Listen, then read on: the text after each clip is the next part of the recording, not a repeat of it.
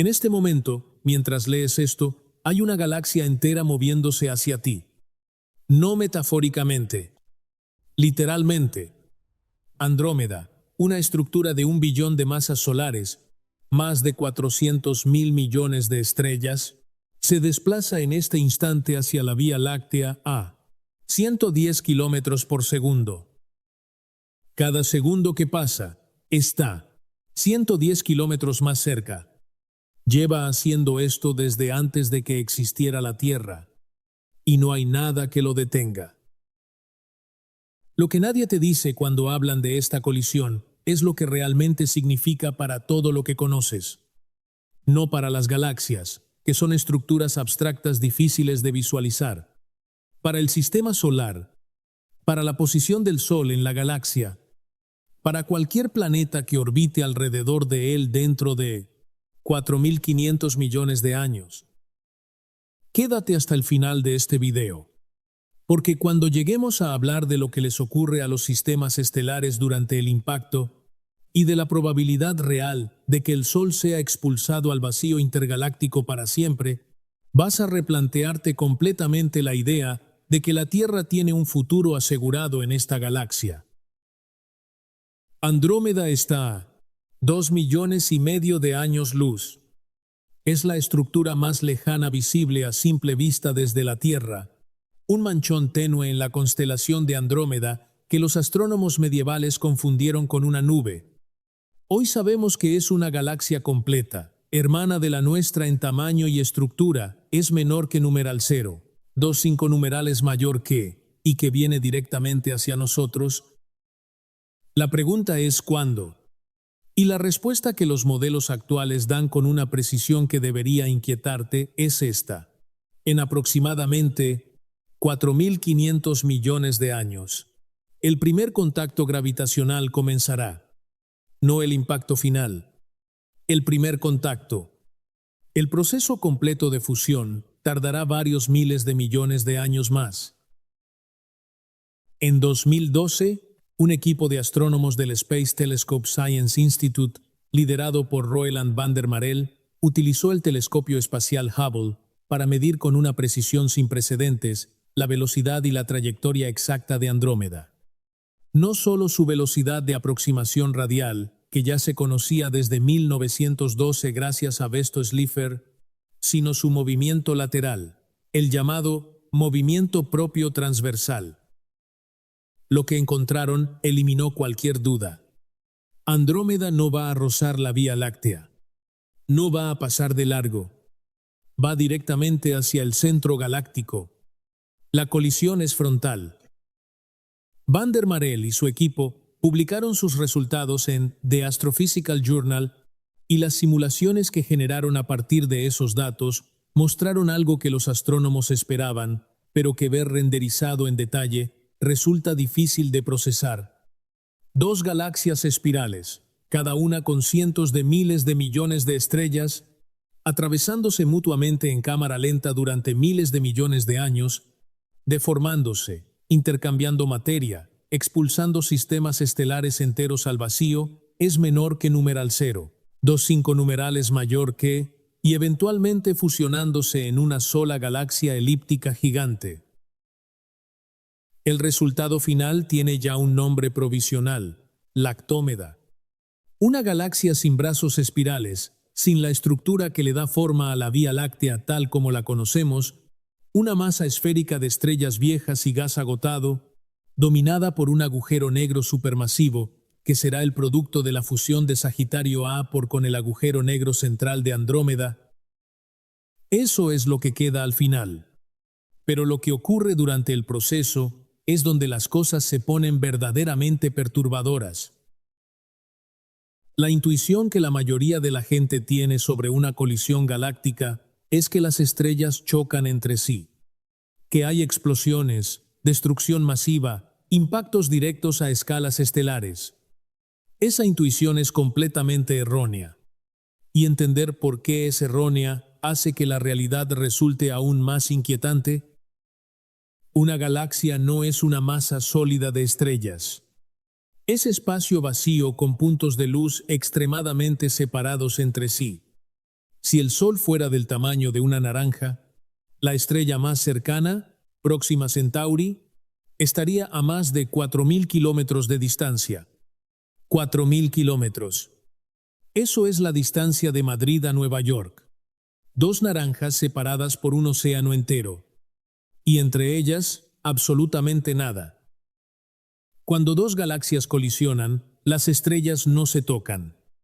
Pasan a través del espacio vacío que separa a las estrellas de la otra galaxia, sin colisionar directamente en la inmensa mayoría de los casos. La probabilidad de que dos estrellas individuales impacten durante la fusión de la Vía Láctea y Andrómeda es, según los modelos de simulación del Harvard-Smithsonian Center for Astrophysics, esencialmente cero. Pero aquí está el problema real, el que nadie menciona en los titulares optimistas. Que las estrellas no choquen directamente no significa que estén a salvo. Significa que van a sufrir algo diferente, algo que en muchos sentidos es peor.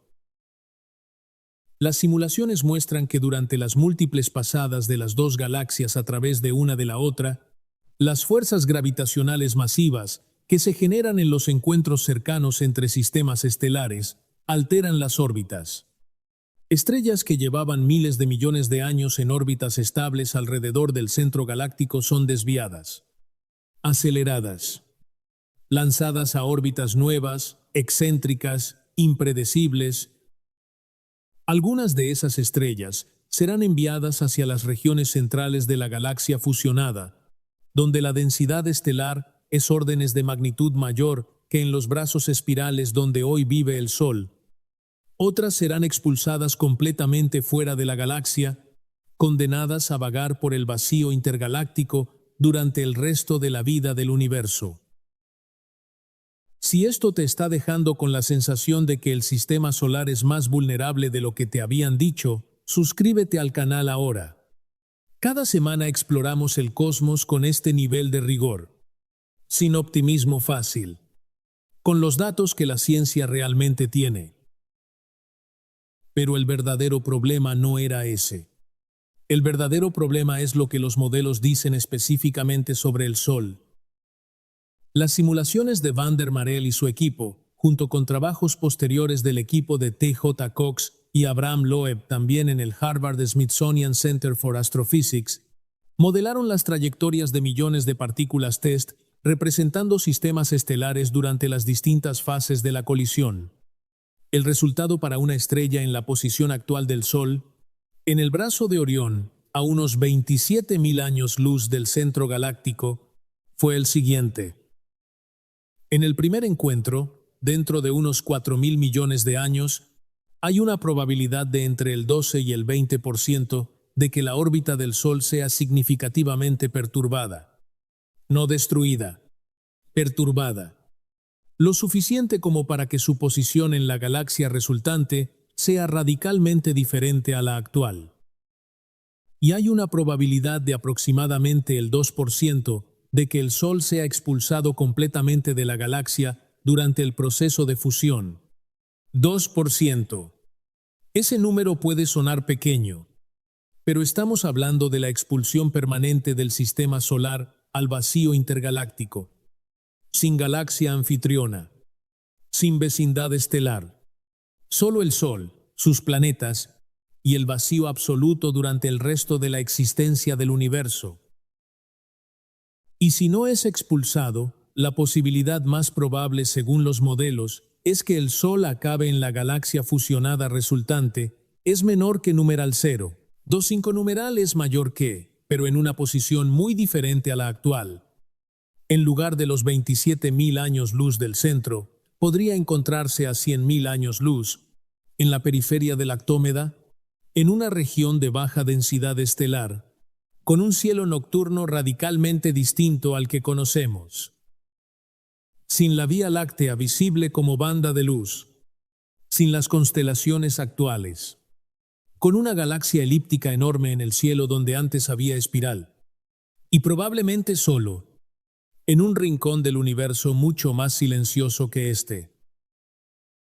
Pero hay algo más que los modelos revelan y que casi ninguna divulgación menciona: La colisión no ocurre de una vez.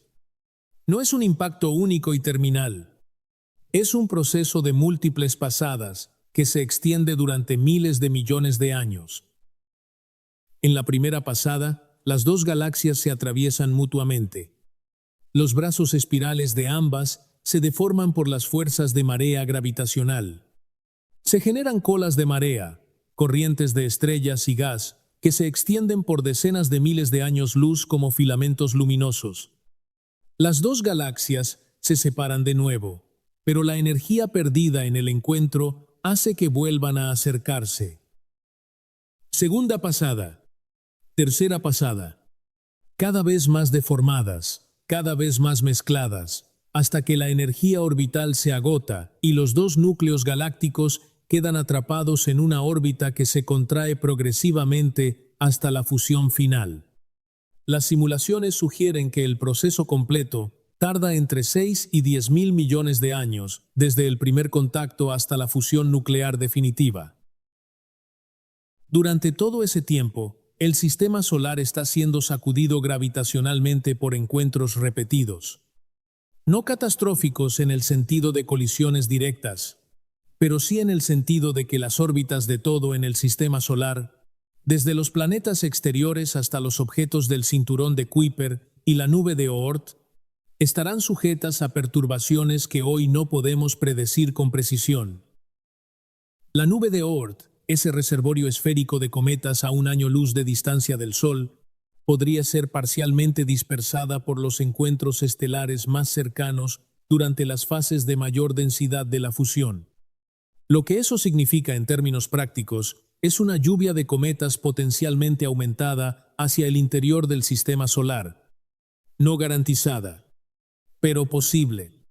Y sobre la vida en cualquier planeta que existiera entonces, ese tipo de perturbación tiene consecuencias que no requieren imaginación para entender. Antes de que lleguemos al final, el video sobre el fin del universo por entropía y muerte térmica está en la pantalla ahora mismo. Si este video te ha dejado con la sensación de que el cosmos no es el lugar seguro que te habían prometido, ese va a confirmar que tampoco tiene un final amable.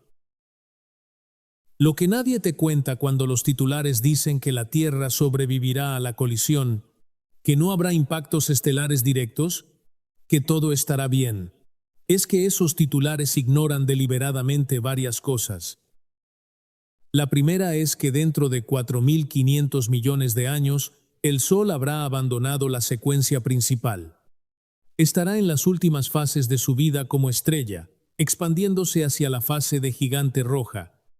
La Tierra, si todavía existe como planeta diferenciado, habrá sido envuelta o abrazada por la expansión solar mucho antes de que Andrómeda llegue a tener efecto gravitacional directo sobre el sistema solar. Así que la pregunta de si la Tierra sobrevivirá a la colisión galáctica es, en términos estrictos, irrelevante. La Tierra tal como la conocemos no llegará a la colisión. Y si la humanidad o cualquier descendiente de la humanidad existe en ese momento, no lo hará en este planeta. La segunda cosa que los titulares optimistas ignoran es más sutil y más profunda. El entorno galáctico cambiará radicalmente durante los miles de millones de años del proceso de fusión. La colisión de gas y polvo interestelar de las dos galaxias desencadenará episodios masivos de formación estelar. Brotes estelares en los que miles de estrellas nuevas se forman en poco tiempo. Muchas de esas estrellas serán masivas, de vida corta, y terminarán como supernovas. Las supernovas emiten radiación gamma y rayos X que a distancias de pocas decenas de años luz pueden esterilizar sistemas planetarios completos. Durante las fases de máxima actividad de formación estelar, el riesgo de irradiación local aumenta de forma significativa. Es un factor que los modelos reconocen y que rara vez aparece en las divulgaciones de consumo masivo. Recuerda lo que dijimos al principio. La colisión es gravitacional, no física en el sentido de impactos directos. Pero la gravedad opera a distancias enormes, y sus efectos sobre órbitas, sobre nube de Oort, sobre la posición galáctica del Sol, son reales, documentados en las simulaciones y en algunos escenarios irreversibles. El sistema solar que emerja de la colisión de Andrómeda, si es que el Sol sigue en la galaxia resultante, será un sistema solar en una galaxia completamente diferente, en una posición completamente diferente, con un cielo completamente diferente y con una historia de perturbaciones gravitacionales acumuladas durante miles de millones de años. ¿Y entonces qué sabemos con certeza? Sabemos que la colisión ocurrirá. La mecánica orbital no deja margen de duda. Sabemos cuándo, con una precisión de cientos de millones de años. Sabemos que las estrellas individuales no colisionarán de forma directa en su inmensa mayoría. Sabemos que las órbitas serán perturbadas, que algunas estrellas serán expulsadas, que los dos agujeros negros supermasivos eventualmente se fusionarán. Lo que no sabemos es exactamente dónde acabará el Sol en la galaxia resultante. Los modelos dan probabilidades, no certezas. No sabemos si la nube de Oort será dispersada de forma significativa. No sabemos cuántos episodios de formación estelar masiva habrá ni a qué distancia del Sol ocurrirán. No sabemos si el sistema solar será expulsado en alguna de las pasadas. Son preguntas que la física actual puede plantear con rigor, pero que no puede responder con certeza porque el sistema de n cuerpos, que representa la fusión de dos galaxias, es computacionalmente intratable en su totalidad. Las simulaciones son aproximaciones estadísticas. Buenas aproximaciones, pero aproximaciones. Hay algo que me parece imposible de ignorar al pensar en todo esto. Dos galaxias que llevan miles de millones de años, moviéndose hacia un encuentro inevitable. Cada una con sus estrellas, sus planetas, sus sistemas, quizás su propia biología, su propia historia de mundos que se forman y se extinguen. Y todo ese contenido, toda esa complejidad acumulada durante miles de millones de años de evolución cósmica, va a ser mezclada, redistribuida, perturbada por una colisión que ninguna de las dos galaxias puede evitar, porque la gravedad no negocia. La gravedad simplemente cumple. Lo que más me impresiona no es la escala del evento, es la indiferencia de la mecánica. No hay catástrofe en el sentido humano del término. No hay destrucción súbita, no hay momento de impacto dramático, no hay explosión que lo cambie todo en un instante. Hay miles de millones de años de perturbación gravitacional lenta, silenciosa, imparable. Estrellas siendo desviadas de órbitas que mantuvieron durante eones, sistemas enteros siendo enviados al vacío. Y al final, dos estructuras que eran independientes, que tenían su propia identidad galáctica, fundidas en una sola masa sin brazos, sin espiral, sin la arquitectura que las definía. La Vía Láctea, tal como la conocemos, no sobrevivirá a la colisión. Existirá algo en su lugar, algo más grande, algo que contendrá sus estrellas mezcladas con las de Andrómeda. Pero la galaxia que orbita el Sol hoy, la que puedes ver como banda de luz en una noche despejada, esa ya tiene fecha de caducidad. Y el Sol, que lleva 4.500 millones de años en un rincón tranquilo del brazo de Orión, protegido por su distancia al centro galáctico, lejos de las regiones de alta densidad estelar, va a ser arrastrado hacia un proceso del que no saldrá donde entró. Quizás termine en la periferia de Lactómeda, quizás en el centro, quizás expulsado para siempre. No lo sabemos. Y lo que me resulta más perturbador de esa incertidumbre es que tampoco lo sabremos nunca. Ninguna civilización que exista cuando comience el proceso podrá predecir con certeza el destino de su estrella. Solo podrá observar cómo la galaxia que conoce se transforma lentamente en algo que sus antepasados no habrían reconocido. Eso es todo lo que hay al final de esta historia. Dos galaxias que se encuentran. Una fusión que nadie puede detener. Y la pregunta, que la física por sí sola no puede responder, de si hay algo en alguno de esos sistemas estelares perturbados, que mire hacia arriba durante el proceso y entienda lo que está ocurriendo.